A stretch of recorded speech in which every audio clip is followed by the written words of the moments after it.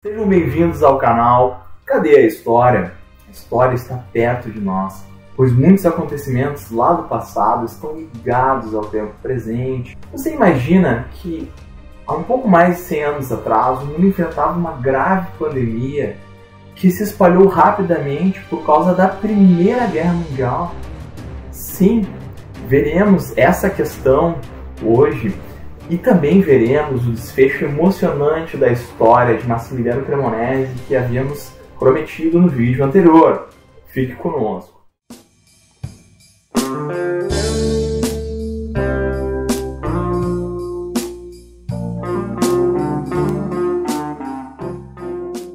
Como muitos sabem, o estopim para o início dessa grande guerra foi o assassinato em 28 de junho de 1914 do arquiduque herdeiro do trono austríaco, que levou as nações então a declararem guerra umas às outras até que se iniciou uma guerra de proporções mundiais. Mas você pode se perguntar, o que levava os jovens daquela época a ingressarem e lutarem tão bravamente em um conflito sangrento? Vamos ver o depoimento de um jovem estudante alemão. Ele escreveu o seguinte: orgulhem-se de viverem em tal época e em tal nação, e de terem o privilégio de enviar aqueles que amam para uma batalha tão gloriosa. Nós podemos ver nesse depoimento que havia um forte sentimento nacionalista, e foi esse sentimento então que motivou aquelas pessoas a pegarem armas e entrarem nessa grande guerra. Claro, eles não imaginavam que seria um confronto tão longo e que haveria tanto derramamento de sangue. Então a guerra ela teve uma primeira fase rápida, que foi chamada de Guerra de Movimento, iniciada em agosto de 1914. O exército alemão avançou rapidamente, indo pelo norte, tentando envolver a França. Nós vamos ver agora uma animação. Então vocês podem ver as tropas do Império Alemão foram avançando rapidamente, dominando os territórios ali que foram sendo mostrados na cor rosa, tentando chegar em Paris. A capital da França passa para Bordeaux, devido a esse perigo da presença alemã, e então a Tríplice Entente consegue preparar a sua defesa e vai se formar, então aí as tropas vão ficar imobilizadas nesse momento, e vai sendo formada aos poucos uma longa linha de trincheiras que se estende ao longo de praticamente 700 quilômetros, como vocês podem ver aí na animação. Então, nesse ano de 1915, mais precisamente em junho de 1915, se inicia a fase da guerra que foi chamada de a Guerra de Trincheiras, outros chamam de Guerra de Posições, chamem como quiserem, certo? Aí nessa imagem, as trincheiras então eram essas galerias, buracos subterrâneos, soldados faziam para se defender. E essas trincheiras eram imensas, como viram antes na animação, se estendeu por 700 quilômetros, eram verdadeiras cidades subterrâneas. Recentemente o cinema retratou a realidade dessas trincheiras com um filme em 1917, um filme maravilhoso, recomendo que vocês assistam, melhor dizendo. Então, o ambiente nessas trincheiras era um ambiente muito insalubre, porque os soldados faziam ali as suas necessidades, e se alimentavam ali, ficava resto de alimentos, lixo, atraía ratos, doenças proliferavam, isso afetava a saúde dos soldados, que muitos ficavam debilitados. E essa situação de debilidade favoreceu então ao contágio com essa doença muito grave lá que acometeu a humanidade no momento, que ficou chamada de gripe espanhola, que era a pandemia que eu falei lá no início do vídeo, tá? Cabe salientar que esse nome de espanhola para gripe foi algo um pouco injusto, porque a origem da gripe não foi na Espanha.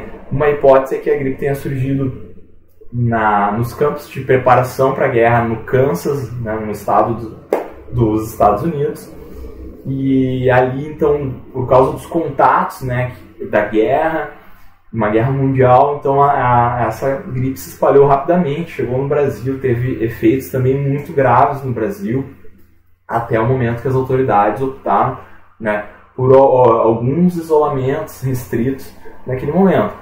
Bom, Essa situação, né, de impasse das tropas só foi ser mudada com a inserção de novas tecnologias na guerra. Uma delas foi o tanque, como vocês podem ver na imagem, foi introduzido na guerra em 1917 e ele era um veículo feito com o objetivo de avançar para além das trincheiras, né?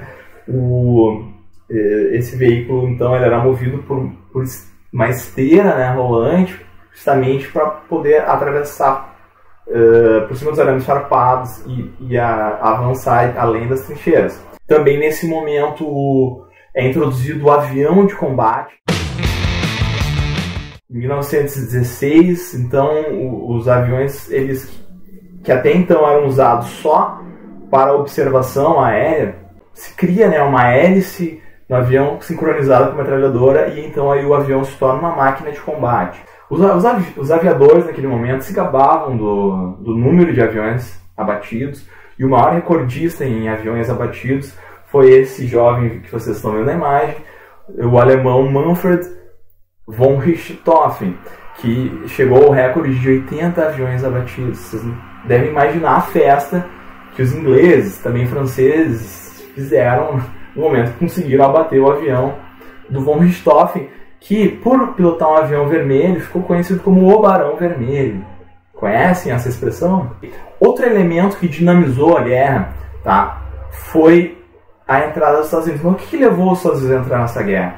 Em 1917, a Alemanha adotou, tá, uma guerra submarina irrestrita, especialmente no Atlântico, buscando abater navios que trouxessem suprimentos para a Grã-Bretanha.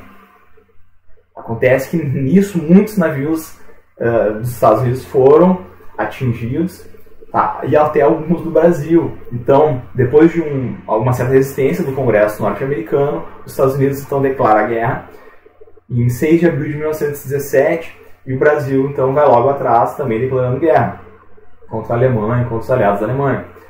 Ok? O Brasil teve uma participação modesta na guerra, enviou alguns oficiais e alguns aviadores que foram incorporados nas tropas dos exércitos franceses, ingleses, e também enviou outros navios. Uma curiosidade é que os navios do Brasil, eles saíram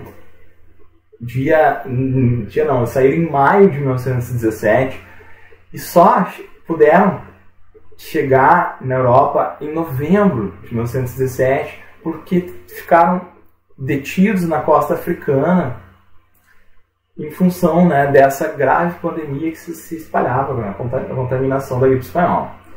Bom, agora nós vamos ver as batalhas finais da guerra.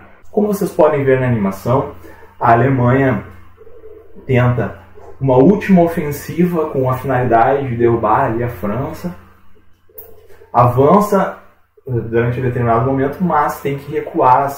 As tropas da Tríplice Entente contra-atacam, vão fazendo o exército alemão recuar, vocês veem na animação, até o ponto que o imperador da Alemanha é destituído, um novo governo assina o fim da guerra, assina o armistício, dia 11 de novembro de 1918. Ok? Então, no ano seguinte, as nações se reúnem, as nações vencedoras, para assinarem um tratado de paz, que é conhecido como Tratado de Versalhes. E nesse tratado, a Alemanha é considerada praticamente a única culpada pela guerra e recebe inúmeras punições. Por isso, alguns historiadores chamaram esse tratado de uma paz punitiva. O que a Alemanha, então, recebeu de punição? Tá?